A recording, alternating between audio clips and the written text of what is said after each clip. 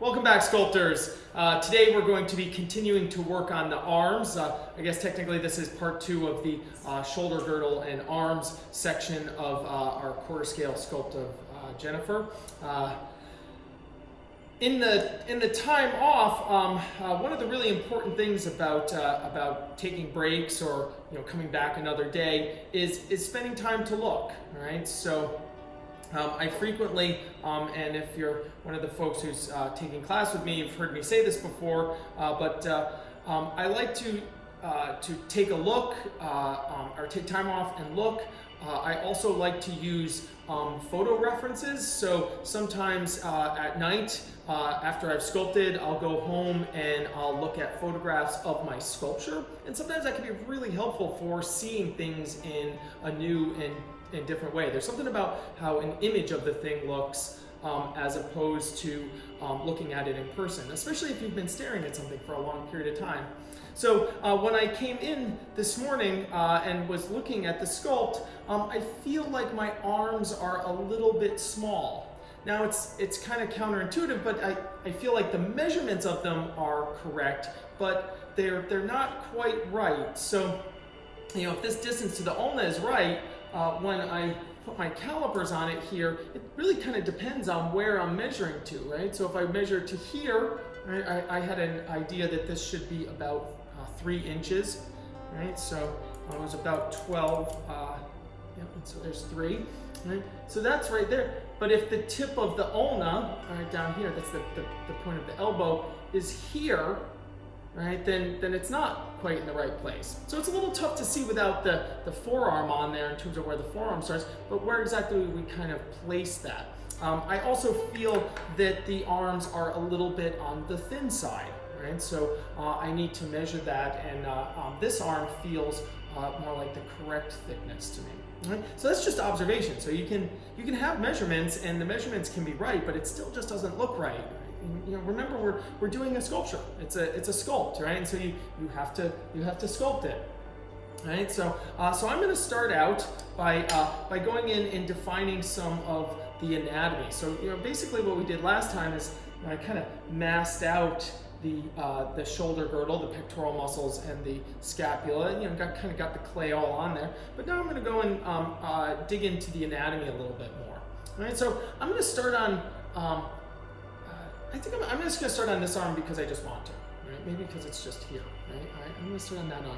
Now, the tricep muscle, right?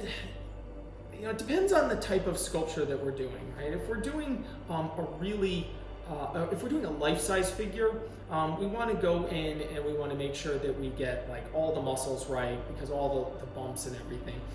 As they get smaller, sometimes that's that's not quite as necessary. Also, it depends on the muscle definition of the model, right? So, if you're working on with a male bodybuilder and you can see every bump, sometimes with some people you can't see quite as much, and it doesn't mean that the muscles aren't underneath and they're not there, but we might not concentrate on them quite as much. So, like when we talk about the forearms, I'm not going to go in on a small quarter scale sculpt like this where her arms are in a relaxed position and sculpt every one of the extensor muscles, right? I'm going to treat the extensors here kind of as a whole group, right? And the flexors as a group, right? So when it comes to the upper portion of the arm, on this I'm really going to, based on what I can see in the photographs and the fact that it's relaxed, I'm really just going to focus on defining the tricep and the bicep. Right? So your tricep, attaches under here. It attaches to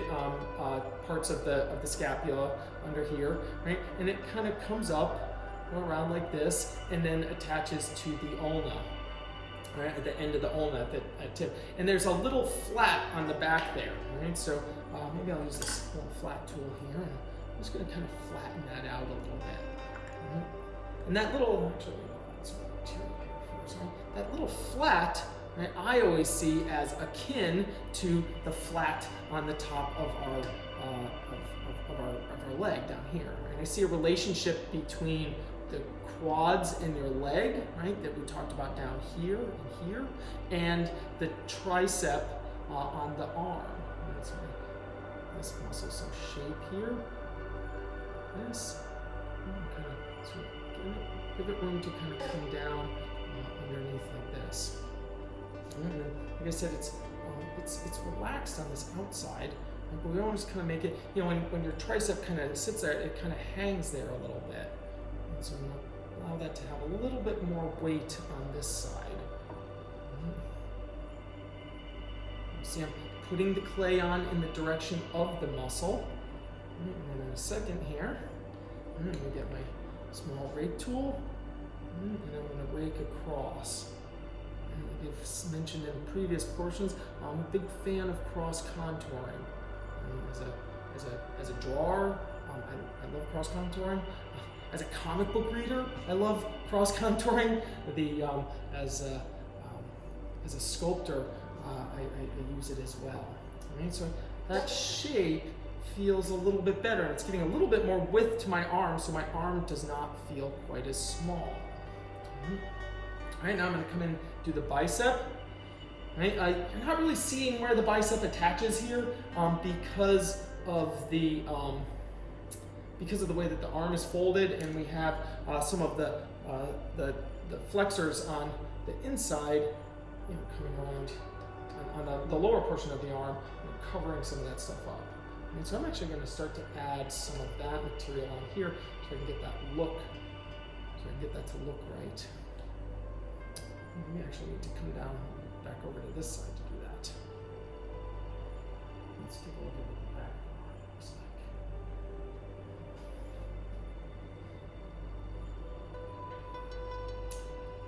I was mentioning, you know, some of the places where I feel that observation is really kind of necessary to get things right. I'm a firm believer in that the best sculpts come from a combination of knowledge, what you know, the anatomy, all of those kinds of things, but then also observation.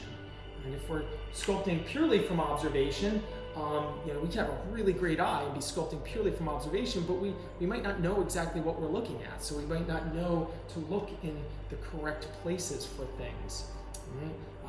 If we're sculpting purely based on anatomical knowledge, we're not gonna the anatomy charts and all of the anatomical knowledge it's not gonna tell you how like skin folds, you know, work.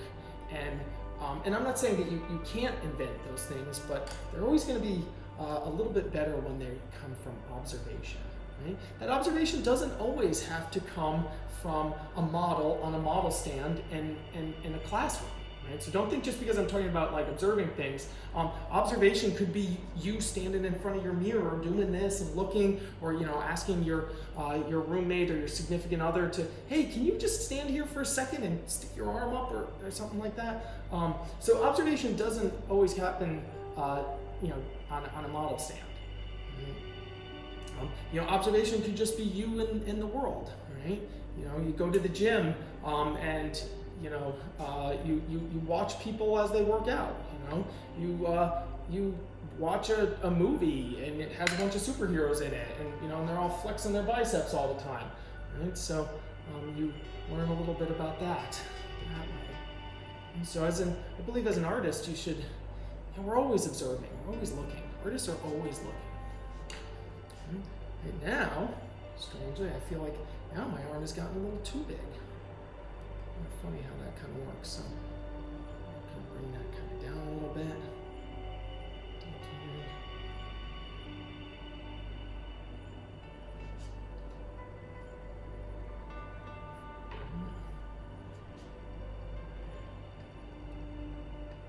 It's starting to look a little bit too masculine to me.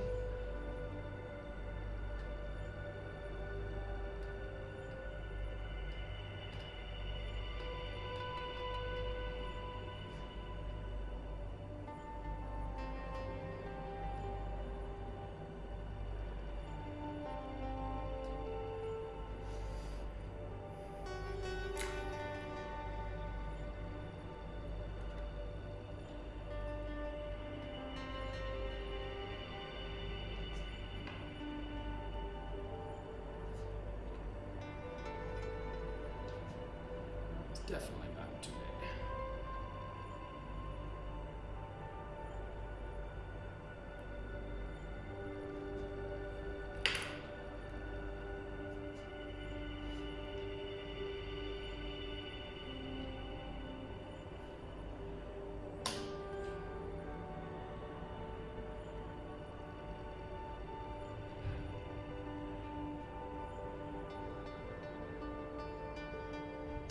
hopefully get some clay on the bottom here, so when I'm looking at, so it appears right. Lower sections of the arm. And separate out the large extensor group from the flexor group as we sort of move on here.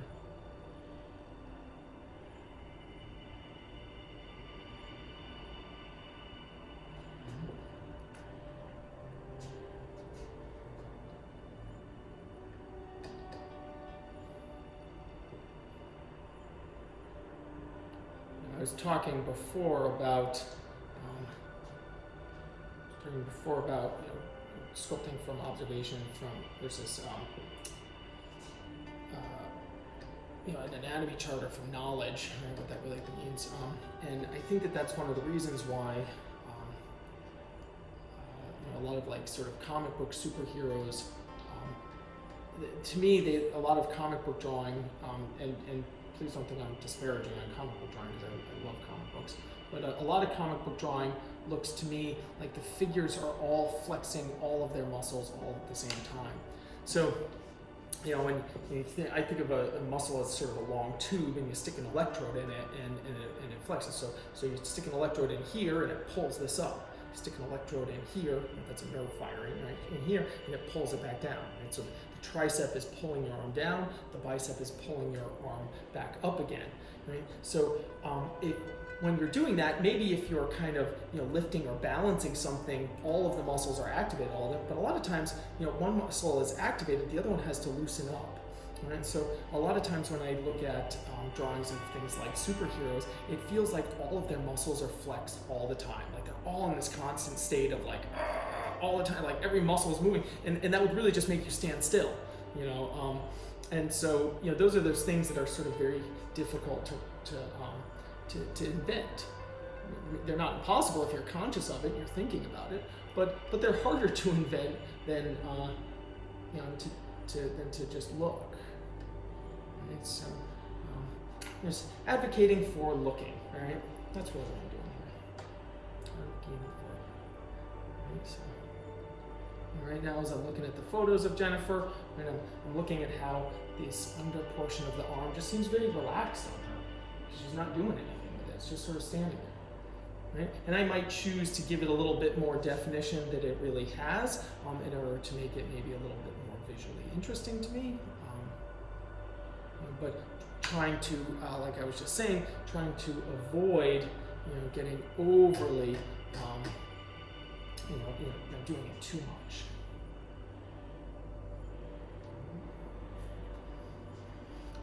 All right, so now I'm gonna tackle this other arm. Right, so one of the follow the same kind of procedure. Right, I'm gonna start with the tricep here. Why am I starting with the tricep? Because the tricep is facing me, so that becomes the easier one. Right? So that's gonna come down and sit like this. I gotta leave room for my bicep to come in. Right, and you can see when I put that on, that doesn't look natural. It's pushing in the wrong direction. So I'm gonna bring this out a little bit.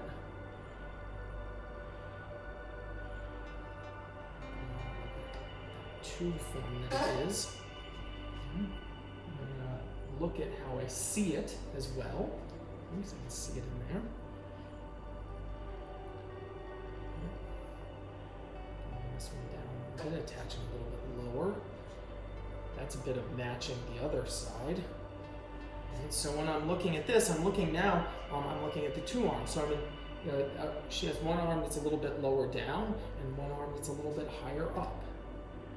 So note that, and when I look at her, even though her arms are slightly different shapes because they're doing slightly different things, right, they still look the same. Right? They both look like they're the same, they're Jennifer's arms. Right? When I'm looking at my sculpt, or when I came in and started looking at myself, it looked to me like she had two different arms. And so that's why I'm adding a little bit more material to this one. I'm trying to get that one to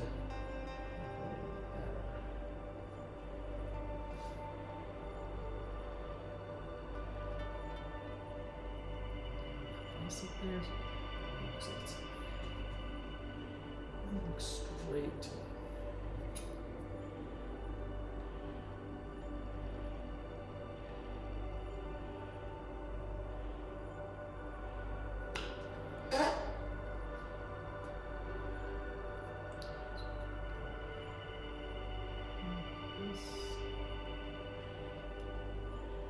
Tricep is a really interesting muscle. I was talking about the relationship between the quadricep, which even though the quadricep has 4 parts, one of them is buried deep and we don't really see it, although it gives some of the shape. But it basically has sort of 3, and the tricep also has sort of 3 sections, if you will, as well. And those sections, which come around the little flat here, they kind of should form a little bit of like a horseshoe shape when it's flexed. As I always sort of say in my classes, this is the reason why football players with really great arms, right, always fold their jersey underneath their padding, so you get a really good look at that sort of that big horseshoe shape on the. So they're hoping with the high def TV that the camera people zoom in on their awesome tricep. So that's why we do that.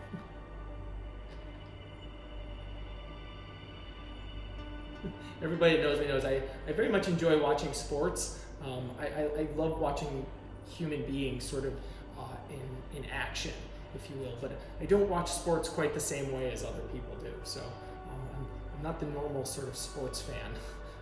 If you ever come over to my house to drink a beer and watch some sports with me, you'll have to listen to me talk about how the colors look against the field, and I sort of critique the movements and physiques of the athletes all the time.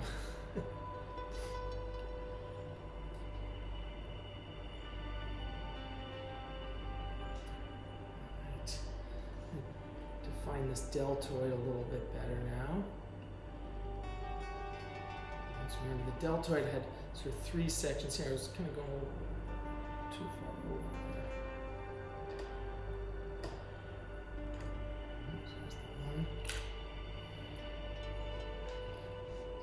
This matches here. I'm trying to get that to kind of match up like that, even though it's going up higher. I kind of have that deltoid going a little bit in the sort of wrong place there. And so same thing. I'm going to add some of the. You can see what I mean. So even as I'm looking at the picture, I'm going to put my arm up like that, and I'm going to feel it on myself, right? Because 2 things. One, I can't go up to the model and just start touching them. That's not appropriate. But I also can't do that because I'm looking at a photograph, right? So there are some kind of angles that I can't quite see, right? So I'm gonna check them on myself, and so that's another form of observation, if you will. I actually feel like this armature is a little. I'm gonna actually try to get this one. Try to come down just a little bit.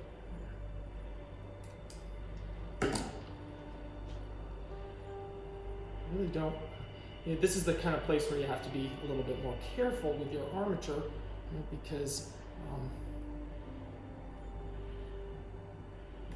as you get to the smaller and smaller, it's really easy to bury the armature in the upper section of the leg. You got sort of all that material coming in there. But as you get to the lower sections, the ankles and particularly the wrists. Now we're gonna embed these ends of these into the back of our head eventually. I'm not gonna do in this demo. I'm not gonna go really crazy on things like the hands. And maybe that's another video I can produce at another point in time or something. But I don't think that this one's gonna do all of that.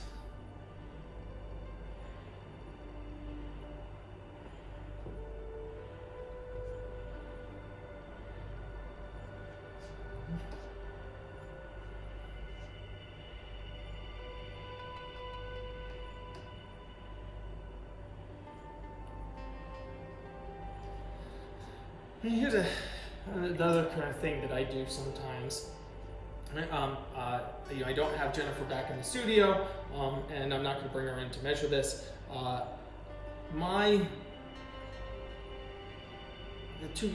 These 2 bumps right here, right? These are the 2 condyles of the humerus. So these are your upper arm bone, right? And then this is your ulna. We talked about that before, and that's what gives us sort of that shape right there, right? I can do a couple of different things. So I would normally, this is a measurement I would sometimes take. Right? What I'm going to do is I'm going to measure myself, right? And mine is it's 3, right? So I'm going to measure myself, right? So 3 divided by 4 equals 0.7. I should have known that. So should be about 3/4 of an inch if I was sculpting my arm.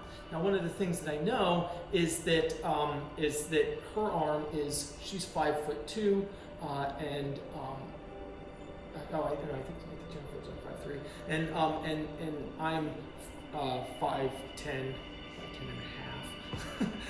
I'm about 5'10", but my arm is much larger than hers. So I can take that same measurement and I can just say that I know that it needs to be a little bit less than 3/4 of an inch.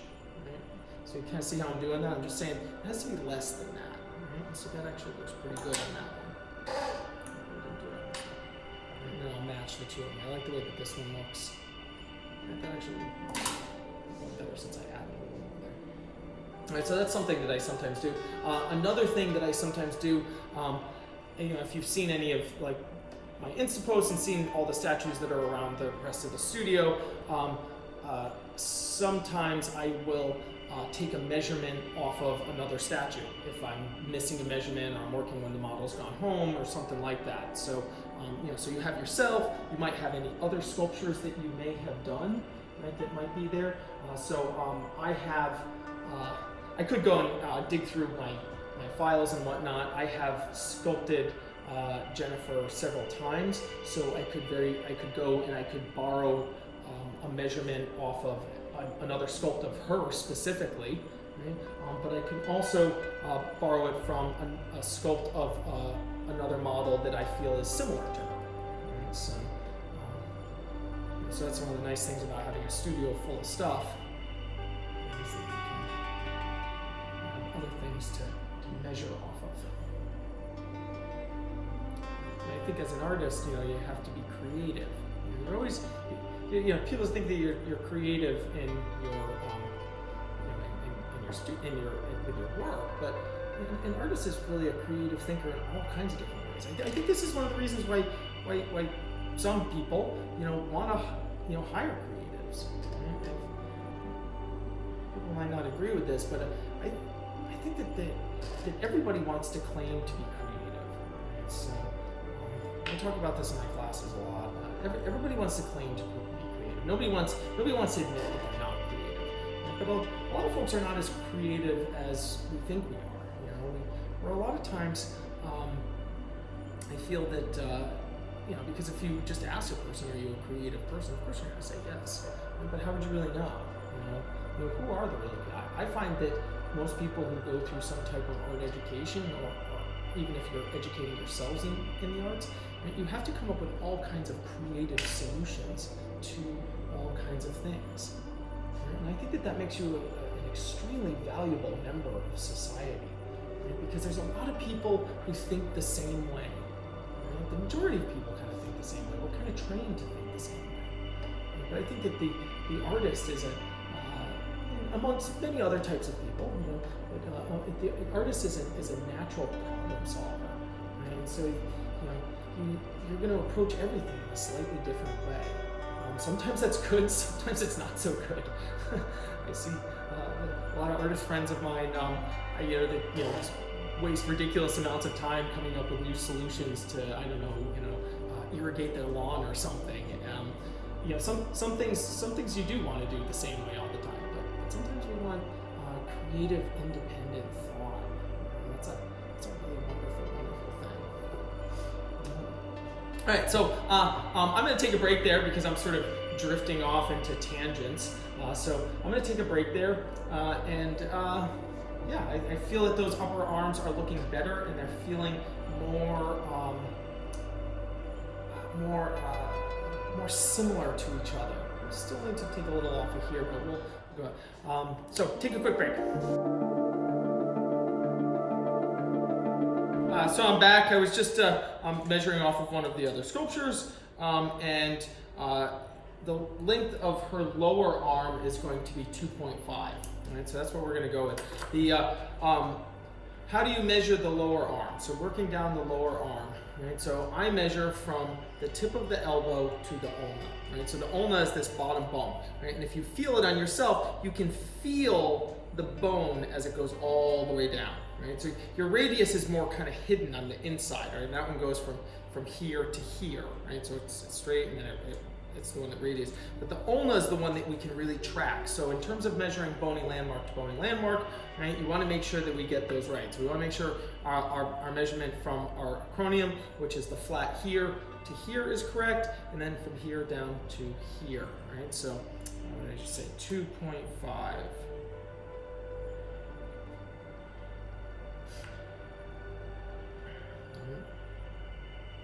Just make a little mark right there with my finger, right? And then I'm going to place that bump right there. In addition to that, I'm also going to then, let's see, so look at this picture a little bit closer, and I'm going to make some slight adjustments to her hands, because I think I said in the pictures that I'm looking at, her fingers are placed together, but I'm gonna do an overlap. I think that the overlap is a little bit more aesthetically pleasing to me. Right? So when your arm is up like that, I'm gonna track myself here. Right, the bump is when you're right there, and then I'm gonna curve that hand down. Now the measurements for her hands, right? On this one, I think I'm going to use myself. So, and I'm just going to make them all a little bit smaller.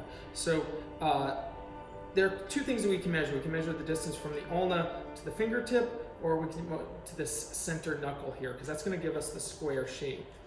Right. So, on me, it's about 4.5, but on her, I'm going to make it more like 4 divided by 4. That's going to make that about 1 inch, right, from there. The way that I sculpt a hand, and again, this is a longer lecture for another time. I conceptualize all of the little carpals in here as an egg shape. I can conceptualize this as a box. Right?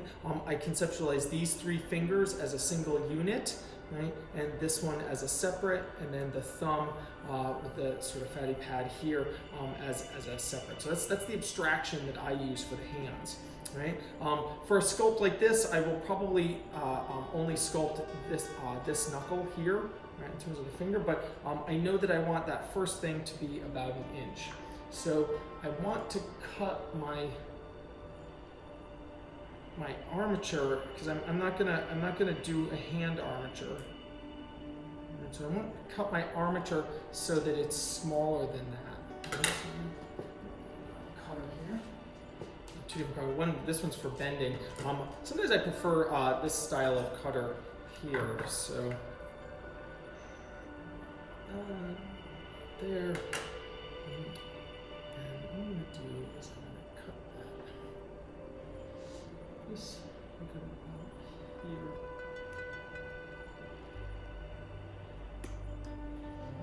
One, and the other one, and then I'm going to separate them.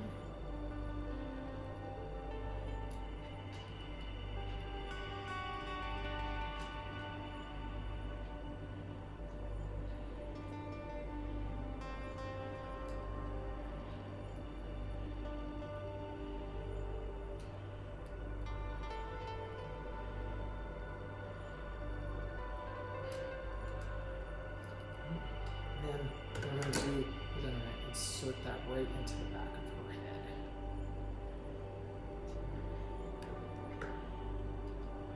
With a little bit of that bend shape. Right, so now for making her hand, as I mentioned, right, for her wrist, for the little carpals, right, I'm going to make a sort of like egg shape here. I'm just going to kind of put that on initially. Right, and then I'm going to make a square box shape. Right, that's a little less than 1 inch. Cut that.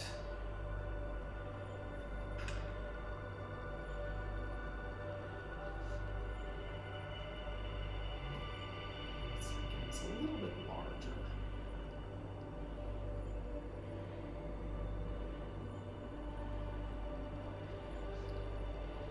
This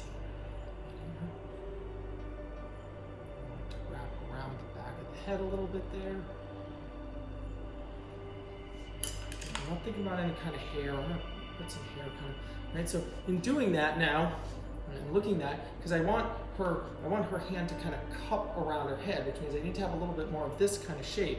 So I could either, oops, I think I'm going to bring the hand in a little bit more, like that. So I'm going to bring the hand in a little bit more, and get that to curve around like that. And then I'm probably going to bring the wrist out a little bit more. I want it to be right there.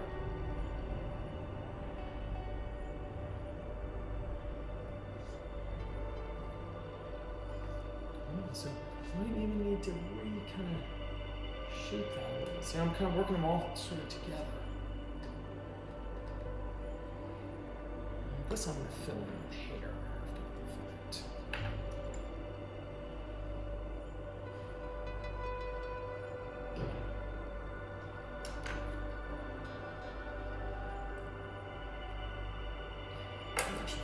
I'm back with some smaller calipers. These calipers are getting a little bit too big and they're kind of irritating me. So these are small. These are actually here's a sort of, I guess, a pro tip, if you would call it that. If you ever get a chance to get a set of antique dividers, I guess they don't need to be antique, but they always seem to be old. You can kind of pick these up at like flea markets or tag sales. Really great tools that nobody seems to use anymore, but from a sculptor's point of view, they're excellent. They're really rigid and they have these really nice points, so you can use them as a smaller set of calipers. I also frequently use them to do things like check overall proportions. And so you can, because the nice thing you can do is kind of go like this, and sort of rotate them, sort of walk them down the figure in that sense. Right? But I also use them as small calipers here, so I can get little measurements that kind of get in here. And so I wanted that was the distance to my middle knuckle was right there. So you see that goes there. So then I'm going to bring sort of 3 fingers down this way, wrap those kind of around the head a little bit there. I will probably bury some of this in some hair afterwards. And then, just for the sake of kind of getting this on here, I'm going to have a thumb. I guess we'll kind of sort of this way, sitting on the back of the head. So when you have your tendons in your thumb, you got the various tendons that come down and go to each finger, right? That come down from our extensors down here. But for the thumb, one of the ones that's really important is that the ulna, there's a tendon that goes across like this. So it can really kind of help you to place the thumb in the right place in terms of getting that sort of to have the right kind of look.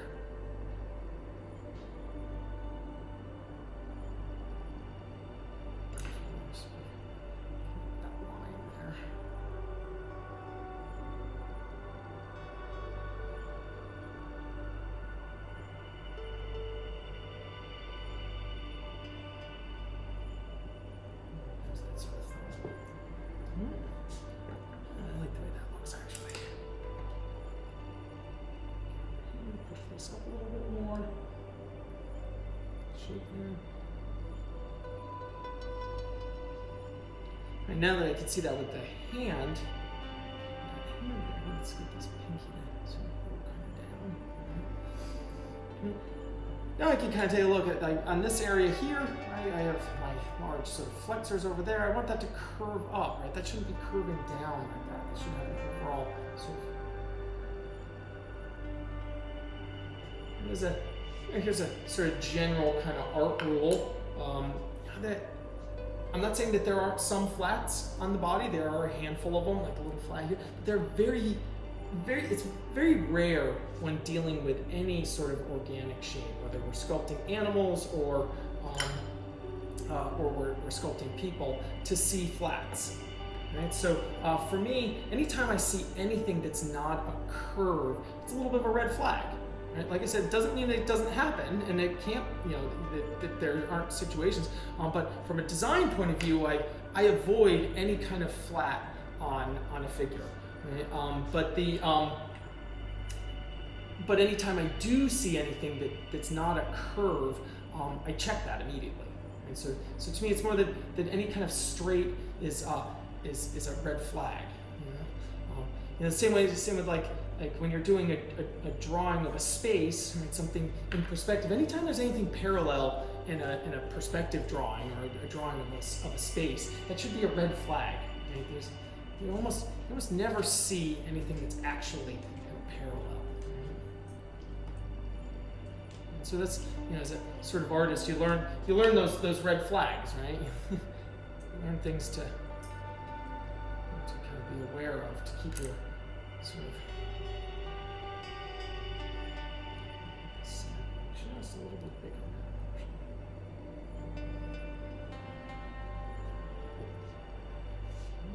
Up a little bit here.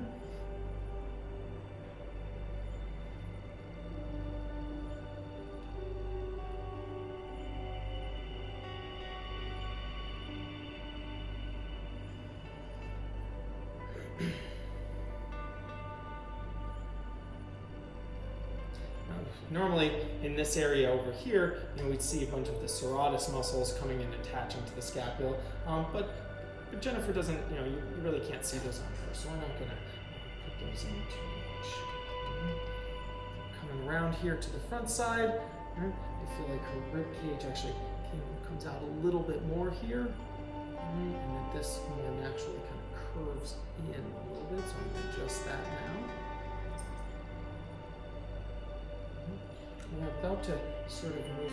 I did the one hand, but maybe I just sort of need a break from working on the hand. So we're going to come around and I'm going to work on the front of the chest. I think this would be a good point in time to put the breasts in.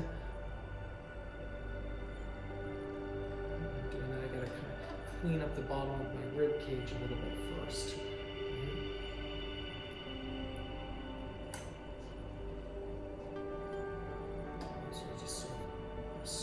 These areas up a little bit. You should have the lat muscles should be kind of coming up and kind of attaching up under here. But again, you can see kind of the line that I made last week. I'm doing those sort of kind of coming down here. But again, that muscle's relaxed. Actually, it should be sort of pulling it back, but we're not seeing it because of the folds. Right? When it comes to sort of cleaning this up afterwards, I'll clean this up with some lighter fluid at the end and sort of soften all those shapes.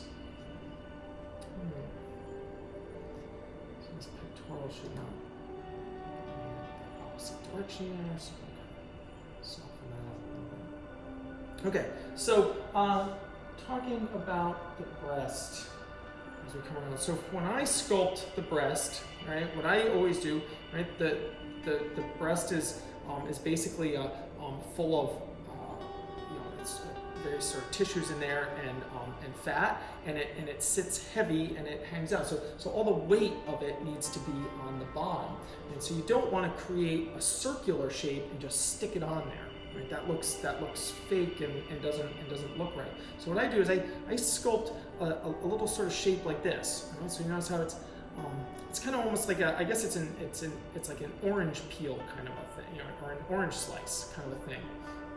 Right? So we had already identified, because I'm going to do this one first, right? Because the pectoral is coming down to about here, right? We had identified this as the fifth rib. For Jennifer, I think in this position, the nipple should sit approximately on that fifth rib. Now, if you sculpted your rib cage correctly, right, you should have done, we had a flat in front, and then we had a line that came down like this, right? That's where the cartilage and the bone are one part is cartilage and one part is bone. It comes around, and there's a little bit of a plane shift right there. Right? That's the point where we're going to put the nipple. So it goes like this, coming down like this, and it goes down, coming down like that. Now, if done right and looking, and you have the flat of the chest coming out, right, the two nipples should not point forward, right? Because the rib cage, this is gradually curving, this plane is curving, right? It gradually sits, they should sit on an angle about like that. And that's something you can, I'm not going to do it in the video, but you could put the sculpt on the ground and look at it from above, right? So we're going to put the breast, right, having the nipple section right here, And so I'm going to put that on like this. Right? And if it is done correctly, right, it should sit a little bit wide of the pectoral muscle, right? So it goes past it. Right? And then as it comes up into the center of the chest, we're going to smooth that in like that. And that is going to be the basic shape that we're looking at.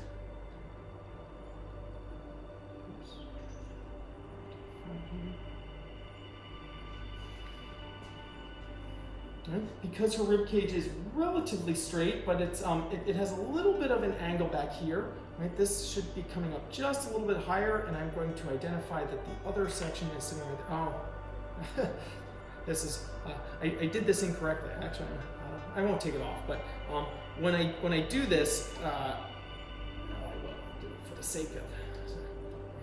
Right? Whenever I do this, I usually make the two breasts at the same time. Right? I did that wrong. I got talking. Right? So that I can see that they're about the same amount of mass. Now everybody knows that there are certain things in the body that are not perfectly symmetrical. So you know, one breast on most females, one breast is slightly larger or smaller than the other breast. Right? On most people, one foot is, you know, sometimes a little, or not, you know, on many people, 1 foot is a little bit larger, or one hand might be a little bit larger, or one ear might be a little bit larger. While yes, that is true, I feel, in my opinion, doing a sculpture, right, you should seek to make them symmetrical, because nobody is going to look at your sculpt of a model and say, oh wow, that is so accurate, because you know, because 1 foot is slightly larger than the other one. What they're going to do is they're going to look at it, it's going to look like a mistake, right? So okay, so those two pieces of clay are about the same size, right? And now put that one back on, smoosh that kind of back to the top, right? And then I will come around and I will do the same thing on the other side, making this one just a smidgy bit higher than the other one.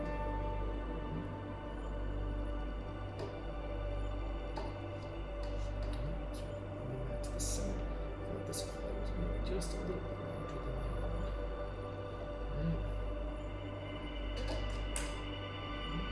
Bringing that around and allowing it to sit a little bit wide of.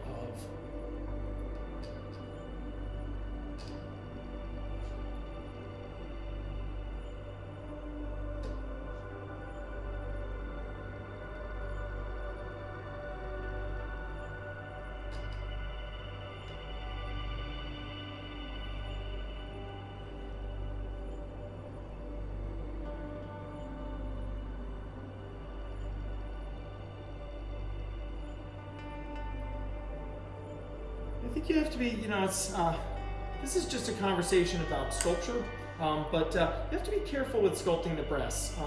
In the culture that we live in, which is very breast focused, the breasts on a sculpt are something that they attract attention, right? So sculpting them, you know, overly large or overly small or in any kind of sort of way that draws attention, I think that people, they automatically draw attention, right? So I do think it's a place where you do want to be somewhat careful, right? You want to make sure that the breast is sculpted the same way as everything else on the figure, right? So it doesn't, you know, overly draw attention, because you don't want anything to be, you know, drawing too much attention. And if we kind of do this right, it will sort of just harmonize with the rest of the figure. Pull things together.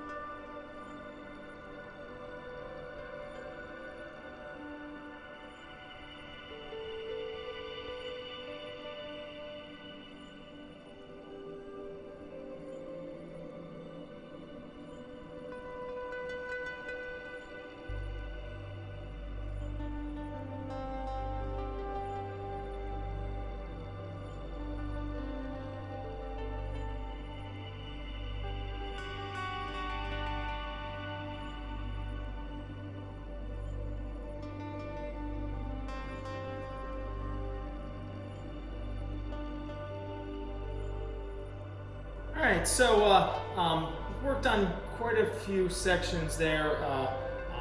Kind of sort of went on this sort of tangent down the belly there. I'm much happier with this arm now. I don't want to take this arm much further. I want to jump back over and kind of do that thing that I've been talking about where you jump back and forth. I want to bring this one a little bit further before going anymore. All right, so let's take another break.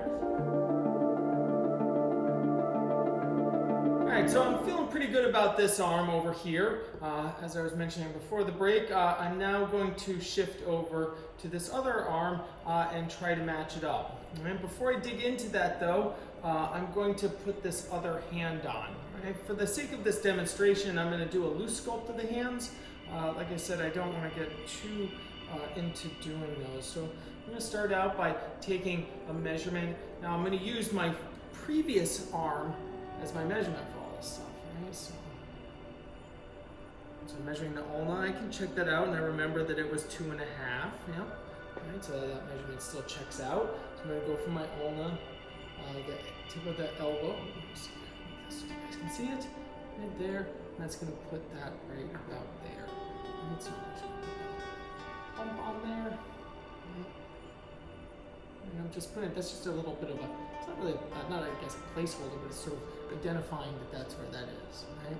And when I refine everything, I'll kind of pull it all back together. All right, so I'm going to do the same thing with the hand because I'm going to sort of stick this hand right through and use those to hold the two things. And so I think what I'm going to do is I'm just going to bring this one around there. I'm going to open that up. And straighten that out a little bit. Bend it right about there. I'm going to pull that arm kind of back a little bit. And then I'm going to just sort of, that's funny, I'm hitting the other piece.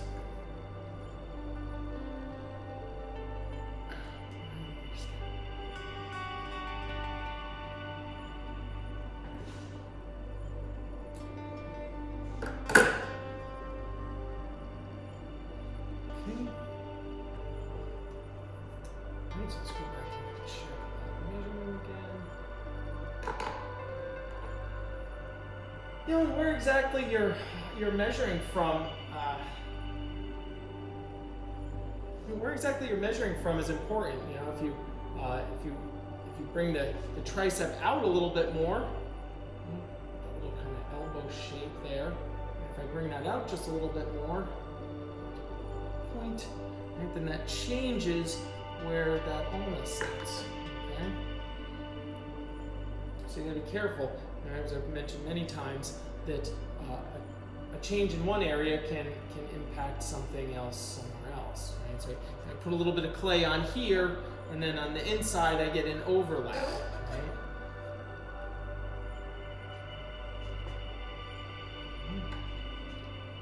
This is feeling a little overly large here.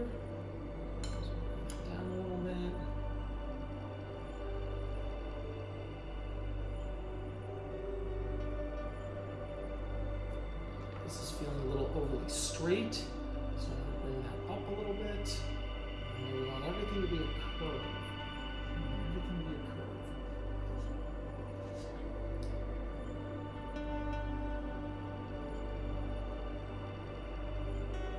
Right now I'm trying to get them to look symmetrical or similar, but not exactly similar. Right? That's once I get both of them sculpted, I'll kind of try to pull everything all together and make those subtle adjustments that make them look right. Because right now, without the hand, you can't even really fully sort of see it. All right, so as I mentioned, I'm kind of making up this hand a little bit. So there's a sort of round shape there that indicates where our all the little purples, or there's a little Easter egg, if you will, in there. So you guys didn't know there are Easter eggs hidden in sculptures, right? So, not just video games.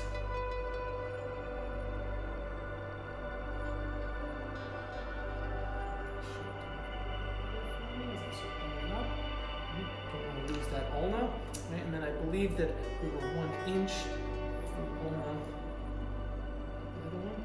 You can see why I didn't I kind of only sort of rough sculpted the other hand because I'm going to lose a bunch of definition in here.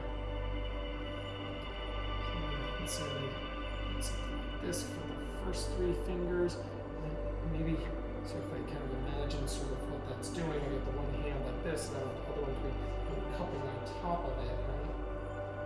And so if that's cupping on top of it, then my thumb would be exposed, right? So that.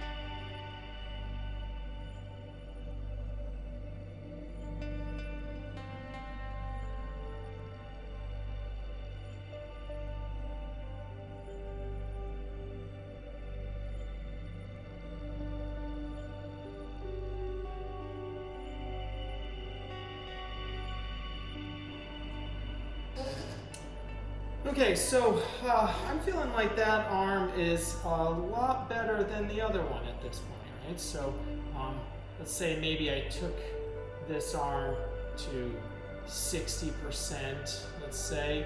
Let's say now that this one, this other arm, I'm feeling is maybe about 75%, right? right? So now I need to go back, right? Again, so still feeling like this arm's a little bit big, but I'm in the phase where I'm breaking things down, right? So I'm going to start kind of working on them together a little bit, right? Sort of kind of trying to get the same kind of look. And in actuality, I have to be a little bit careful because I'm starting to take my arm. So if this arm is, let's say we're gonna call this arm 75%, my legs still feel like they're at 50%. Right? So at some point I need to kind of go back to that point. So maybe actually what I'll do is I'll kind of pause on going back to the other arm because I don't want to take any one part of the sculpt too far. The head would be the thing that is the least done, right? But I'm going to, I think that is all I want to do on the head is kind of finish massing it out. So at this point, I need to add still ears, right? So it looks more human. I need to actually put her hair, or at the very least her hairline on, right?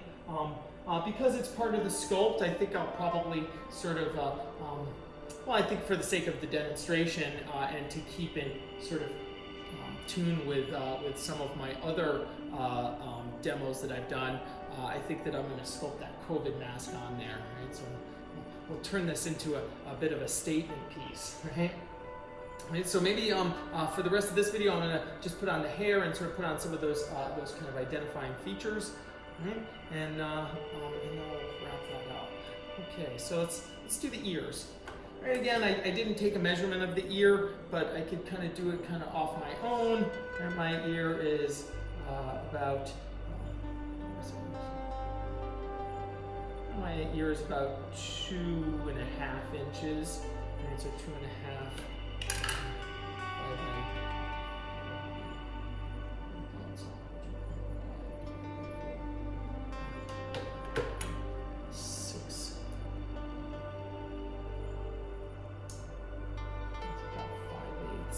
So I'm going to make a little ear here. Right.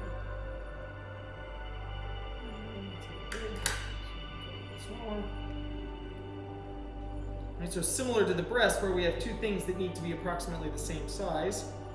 Right. I'll make my two little ears here, and I make them about the same size, and I'll just go ahead and put them both on. Actually, before I do that, though, I think I want to check my head a little bit more. Give myself maybe a little bit of a disservice on this one, and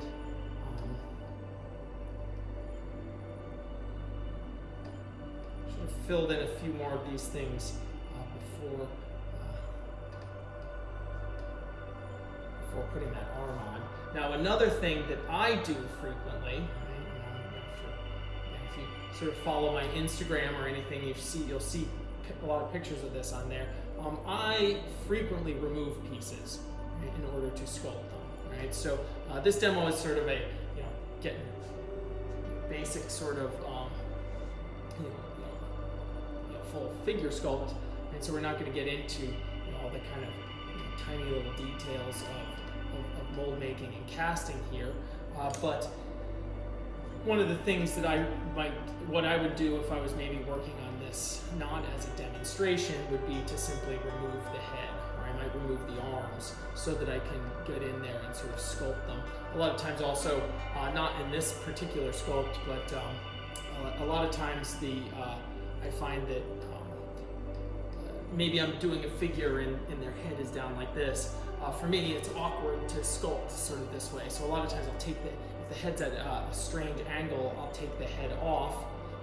And there's plenty of sort of my videos showing sort of how I do some of that stuff out there. But I'll take it off so that I can straighten it out because and look at it and then sculpt it the way I want, sculpt on the little tiny little features and whatnot, and then from there I can then go in and put the head back on, and it's all correct. So I'm just going to put those ears on. Let's see.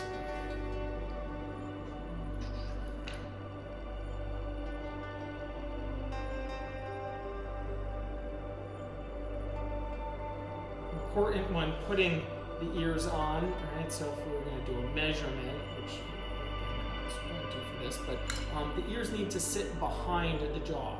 And if they don't sit behind the jaw, it's going to make it pretty difficult. My other ear in my hand there, I squished it. If the ears don't sit behind the jaw, you wouldn't be able to open and close your jaw. Right? So.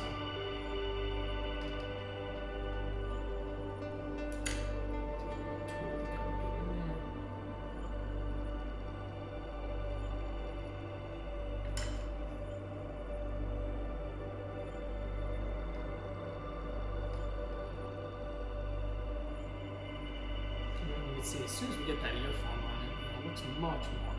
So I'm just going to do a kind of quick little sculpt of the ear here. Pull that out from the neck muscles. Just stick out a little more. This is one that I think I'm going to need. The clay's been sitting in my hand, so it's a little too hot right now, so I can't really do all that much with it.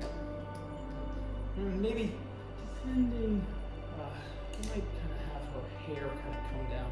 Now, hair is a really sort of wonderful thing, and you know, for me, with hair, I feel that is a place where I get very stylized. Right, I love sculpting hair. It's one of my favorite things to sculpt, and I think it's a place where you can kind of play around a little bit.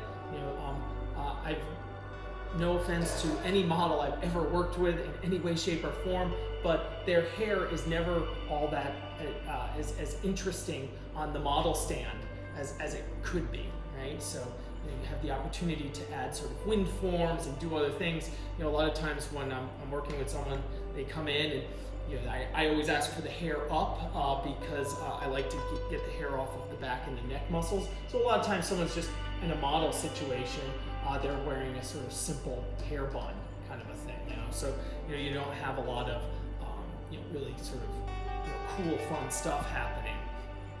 And so I find that, and I prefer it that way. I like to kind of play with the hair, and so a lot of times I look for other sort of resources for that, photographs or sequences or even animations of people's hair blowing in the wind or something really kind of cool or fun like that. And so I'm just sort of massing out the hair, putting it into sort of, you can see Jen has this sort of kind of big crazy bun on the top of her hair. Coming down a little bit. Now, in addition to that, I want to give the hair some weight. Right? So I'm going to bend a little bit. I think I'm going to bring it kind of down and fill in some of these areas because I got this really difficult to. And like I said, this is a demo, right? So I'm not going to get really sort of crazy with sculpting the hands and whatnot in the back there. So.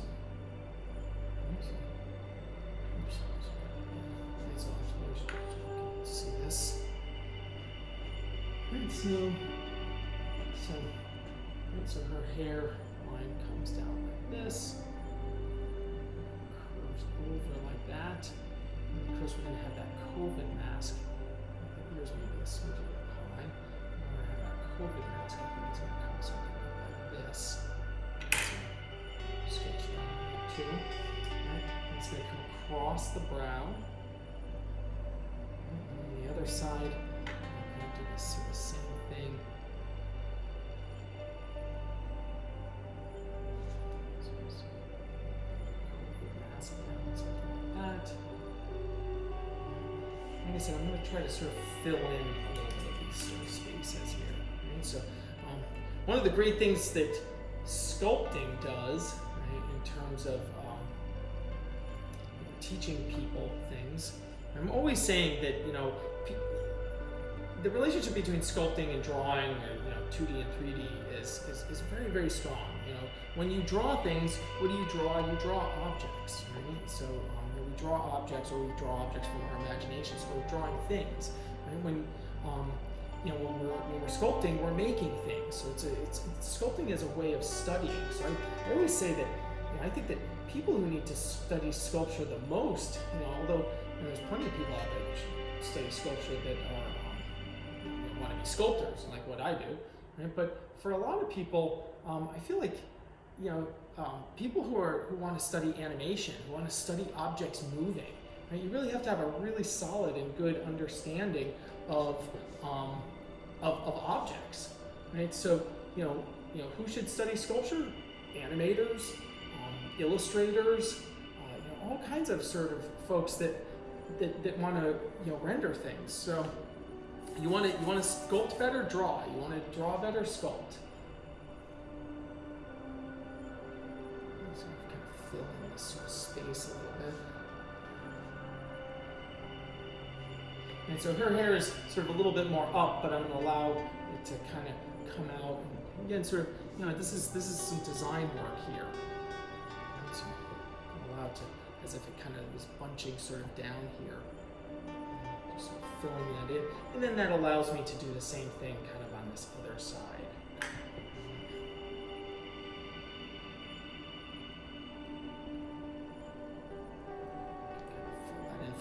From a casting point of view, that's actually quite helpful.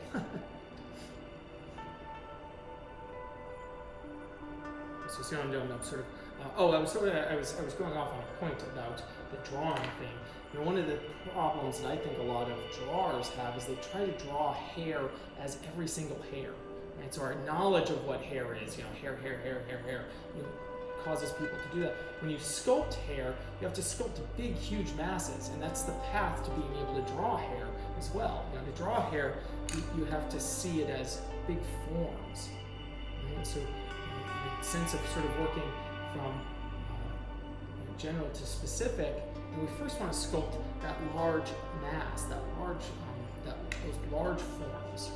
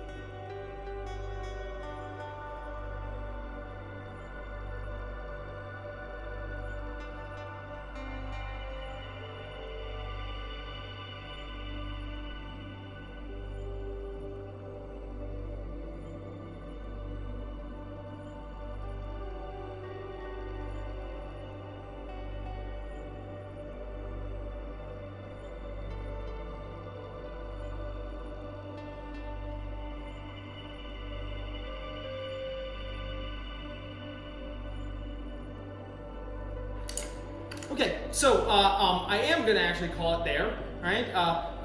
Here we have, I would say, the entire figure masked out to at least 50 or 60% all the way around. We have all the major forms on there, right? We've established our torso, our ribcage, pelvis, head. We established our dominant leg and the secondary leg. We resolved the pelvic girdle. At this point, really what I have to do now is it's time to start to dig into into some of our details. So I'm going to produce one more video. It's probably going to be mostly sort of just fast forwarded of kind of cleaning this up and taking this to a place where we can call it quits. All right, so see you next week for the last part of this.